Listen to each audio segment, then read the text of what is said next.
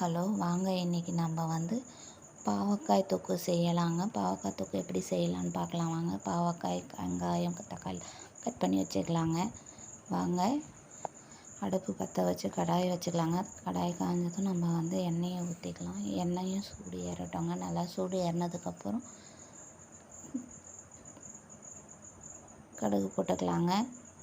கடுகு நல்லா பொரிஞ்சு வரட்டும். பொரிஞ்சு வந்தோடனே நம்ம பாவக்காயை சேர்த்துக்கலாங்க. எல்லா பாவக்காயும் சேர்த்துக்கலாங்க. சேர்த்துக்கிட்டு நம்ம வதக்கிக்கலாங்க. நல்லா வதக்கி எடுத்துக்கலாம் வாங்க. இப்போ அதை பாருங்கள், நல்லா வதங்கிடுச்சு. இந்த டைம் நம்ம கட் பண்ணி வச்சுருக்கிற வெங்காயம், பூண்டெல்லாம் போட்டுக்கலாங்க. போட்டு நல்லா வதக்கிப்போங்க.